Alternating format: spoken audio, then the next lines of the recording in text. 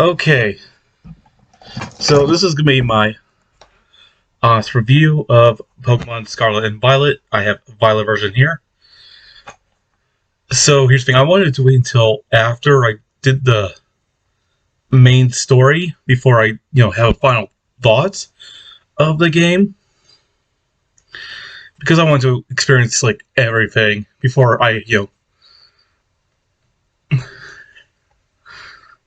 just want to have that thought like I want to experience everything before I come to a final conclusion. Like I don't want to be like, oh, the first 5 hours and then say my review. Like I want to actually play through the game. And something I want to straight up say right now. Um, uh, oof, the it's like something I heard about this game is like it has like all these massive bugs and glitches. Um, Here's the thing: from what I know, a lot of those bugs and glitches are from when people play online and multiplayer. And the thing is, like, my internet is not doing so well recently. So, and I like live in a rural area. I like the woods are like my backyard. So I don't participate in like the online multiplayer stuff. Most of the time, I've been playing offline single player. So I didn't experience like that many bugs and glitches. Like I've only experienced like maybe like two examples. The first example, I came across like wild Gothita, and I guess it's like as soon as I came across a Gothita, I was adjusting the camera, and all of a sudden, Gothita's like model just disappeared. Like it became invisible.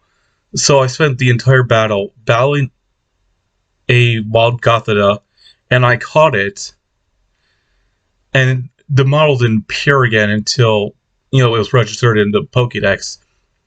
And the second time I experienced like a bug or glitch was with the Hammer Girl Tinkerton. Her model is so huge. Like you have like the Pokemon itself, and then you have this like huge ass hammer. Like it is a really big model. And there's like one particular gym battle that took place in a building. So when I sent out Tinkerton, because her model was so big, she didn't go through the ceiling because the game wouldn't allow it. So instead, the game decided to like bring her half her body into the floor. Like half, like her upper half was just above the floor, while her bottom half is just beneath the floor. So like, I guess that's how the game handled Tinkerton's like huge model. Because I guess they didn't think about like how every single Pokemon's going to handle this one particular gym. So yeah, those are like the only couple times where I've experienced like a bug or glitch. And the thing is, like, I see the examples other people deal with. I'm like, holy crap!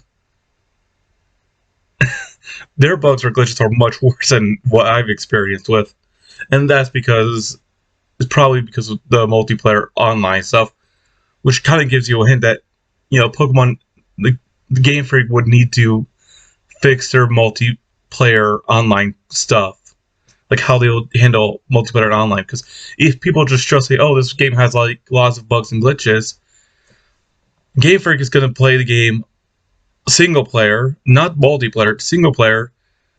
Go through it go through the single player stuff, and like, what are you talking about? There's hardly any bugs or glitches because it's not in single player; it's in multiplayer. And I think that's like one of the things people need to are saying like Game Freak shouldn't take out a game like every 3 years. They need to wait a bit, especially since they're no longer doing handheld games. They're doing games on the console.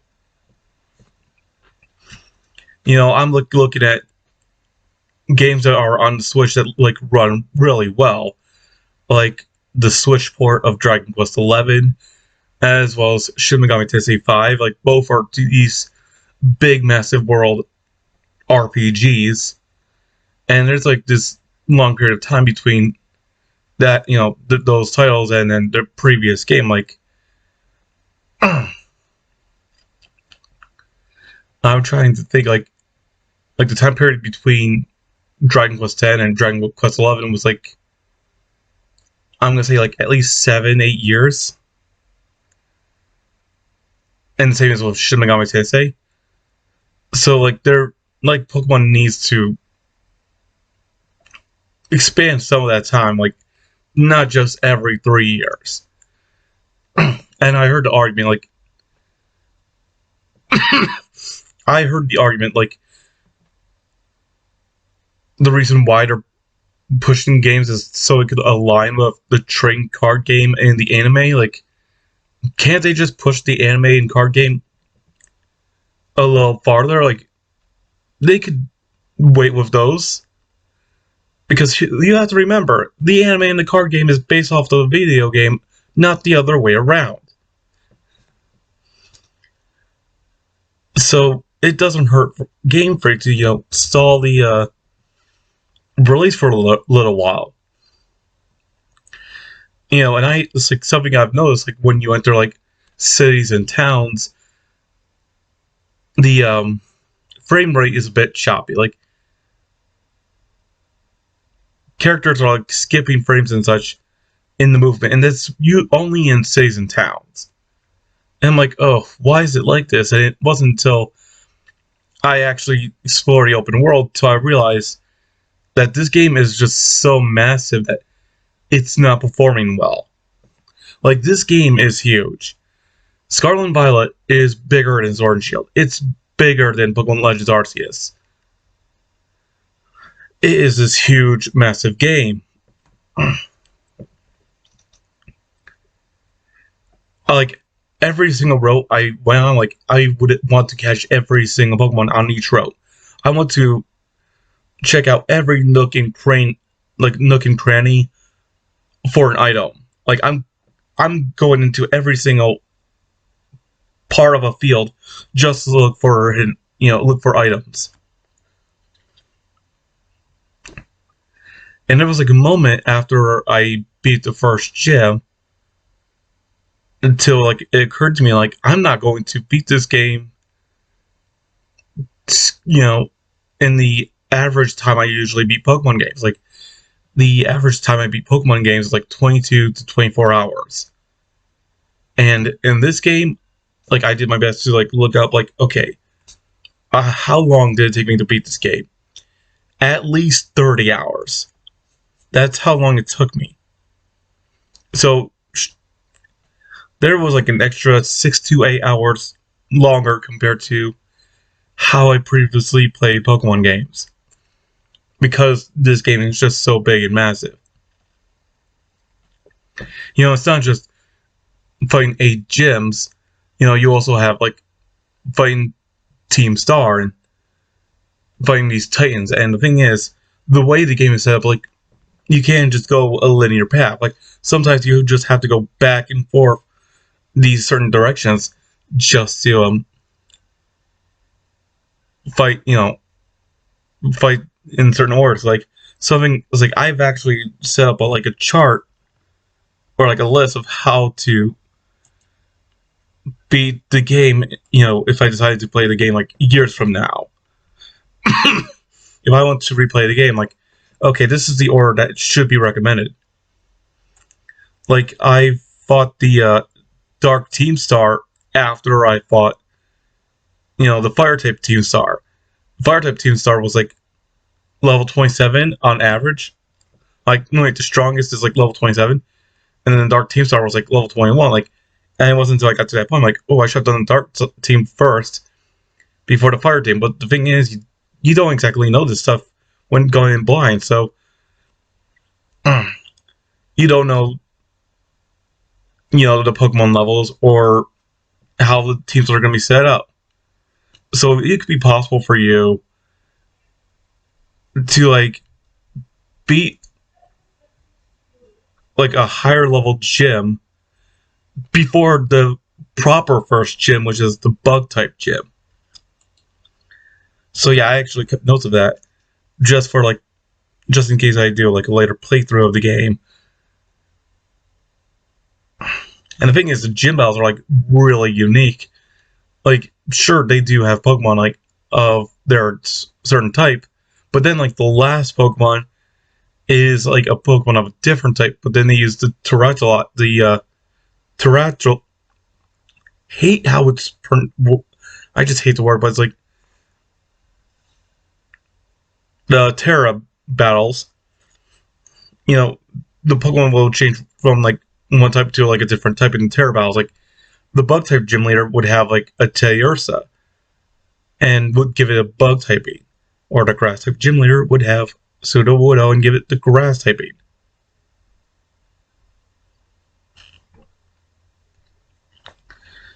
Uh, okay, now I'm gonna talk about the Team Star.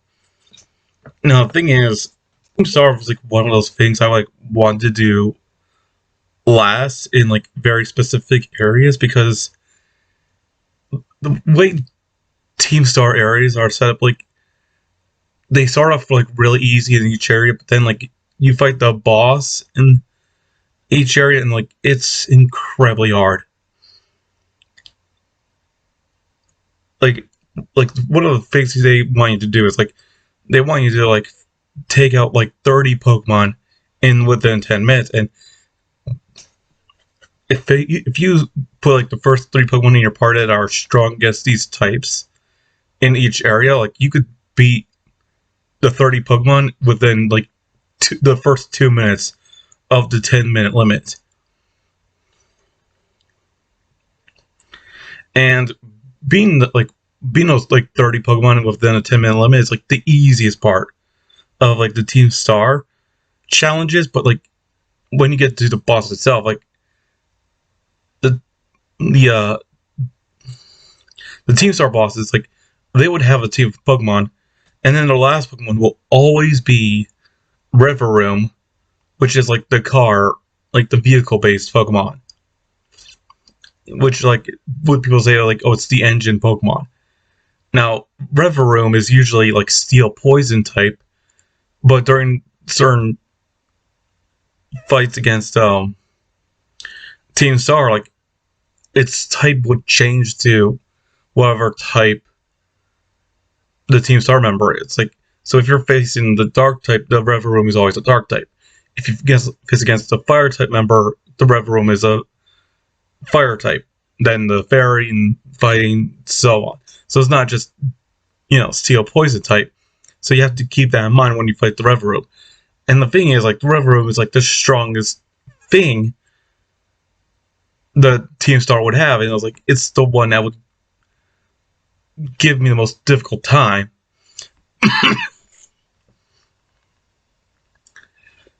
And the thing is, there are times where like I feel like it's not just one type. Part of me would still think like, oh geez, does this Rivaroom still have a Steel typing, despite having being part Fire or Dark or Fighting or Fairy? Because there'll be times where like I'll try to poison it when it's like the Fairy type Team Star member, and I got this message like, oh, the Rivaroom's not affected by it. I'm like, is it still poison? Is it still Steel type? I don't know. It's like one of those things that confused me, but like I made sure like to do the Team Star fights like in certain particular areas like last because of the Rivarooms of the Team Star challenges are giving me the hard time. So you have gym leaders, you have Team Star, and then third uh, plot in the game is a student named Avery, and once you go after the Titans. Now the thing is, the Titans are like eating these herbs to get stronger, and was Avery has like this reason and why he's doing this, and his story is not gonna lie, it did get me a bit emotional doing his plot line. So like I'm sure there are people who would do the Titan storyline just for the emotional element of it. And when you do like everything, like when you do all the gym leaders, which then is followed by the Elite Four, you do all the Team Star stuff, and you do all of the Titan stuff with Avery. You complete all the story, you complete everything about of those 3 plots. Then you are able to access the final dungeon, which is, I don't know if I should say, because we're talking about towards the end of the game here. Like, I feel like this is like something specifically that the game doesn't want to mention, or like Game Freak or Nintendo doesn't want to be mentioned. So I'll keep hush hush when it comes to like that final area in the game. But I have to say, it is really spectacular. Something about the final game just reminds me of like what I loved most about Pokemon Sun and Moon. What I loved most about X and Y. Like, this is not the day and age of like Pokemon Red and Blue where you just beat Giovanni and Team Rocket. It's done. Like, Pokemon just went at like a whole new level, especially in this final area. And just entering that final area just reminds me of like the direction Pokemon was heading like the last couple generations. And I have to say, I'm going to say something very controversial here, but this is the greatest Pokemon game I've ever played. And I know people have said that about Pokemon Legends Arceus, but I'm going to say this. There was something about Legends Arceus I just do not like, and it was the battle system. I hated the battle system in Pokemon Legends Arceus. And the thing is, I know there are some people who are like, I've seen like plenty of videos of people defending Legends Arceus, but like I don't think I've seen a single person praise the battle system in Legends Arceus. Like, one of the things I hate the most was like you send out one Pokemon and you either face against an opponent with like 2, 3 Pokemon or like 5 wild Pokemon. Like, I know X and Y had horde battles, but at least in X and Y, the horde battles are like half the levels of the Pokemon that you have. Like, but like Legends Arceus, like, it really pissed me off. Like, if there was one game that made me want to avoid wild battles, it was Legends Arceus. I was like, if Pokemon was going the direction that Legends Arceus was in terms of battle mechanics, I do not want to play a Pokemon game again. And I'm so glad that Scarlet and Violet didn't go that direction. It just went to the traditional Pokemon route with like before Legends Arceus, like with Sword and Shield, and just have it like be a simple turn based. Like, there was nothing wrong with it. I didn't hate it, but like the way Legends Arceus did it, I hated it. I absolutely hated it. And I was like thinking, one of the great things about Legends Arceus was the exploration, where you just check every nook and cranny for something new. And now doing the post game of Pokemon Violet, I'm still discovering some things that I haven't done when I first played the game. Like, there were some trainers that I didn't fight because they were just so off the beaten path. Like, I didn't see this trainer before. So now I just found them, and I'm like, and there's just these weak trainers, but like, hey, I'm leveling up some other Pokemon that I just haven't leveled up. For like, I'm preparing a dark team for my post game. Like, I had this like main team that's like a variety of types. Now I'm just focusing on my favorite type, which is dark type. So I'm like now leveling up my dark type Pokemon for like my dark type team, and fighting these trainers I haven't fought before helped. So yeah, all the things like there are just some areas in Pokemon Violet I am still discovering.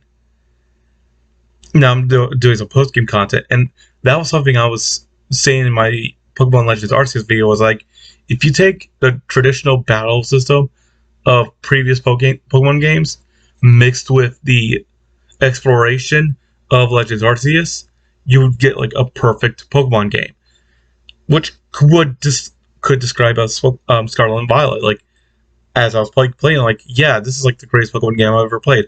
And I know that there are people who are going to be talking about the bugs and glitches, which will mostly be seen in the multiplayer online, which needs to be fixed. I get it. But like everything else, this is like, if you play the game offline single player, it wouldn't be noticeable. I do have another criticism, and it's something that Game Freak should fix, and I don't know if I mentioned it earlier. It's the lack of voice acting. Like, when I first played this game, I was like, oh jeez, there's a lack of voice acting. I wasn't bothered by the lack of voice acting in Let's Go Pikachu and Eevee, because something about the game's art style was like, it was fine without the voice acting, but like when you first play Sword and Shield, it's like, oh, the lack of voice acting is noticeable. And it's also noticeable in Legends Arceus, and it's especially noticeable here. Like, guys, this is the third game. Like, Game Freak, this is the third game that you released on the console, and it doesn't have voice acting. Like, you have to fix, like, push the game even farther. Like the next Pokemon.0 needs to have voice acting, because it's kind of awkward about it. So that's all I have to say. If there's anyone watching, like the video, please subscribe, and have a nice day. Bye.